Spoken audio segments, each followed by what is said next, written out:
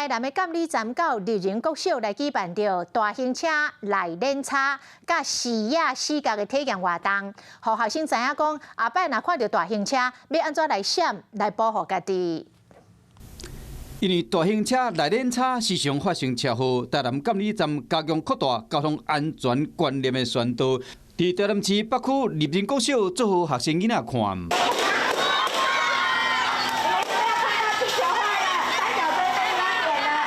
依照统计，交通事故差不多有6成发生伫路口，宣导过路人通过路口的时，要保持警觉，同时驾驶人嘛要保持同理心，才会当降低事故的发生。我们要让小学生知道说，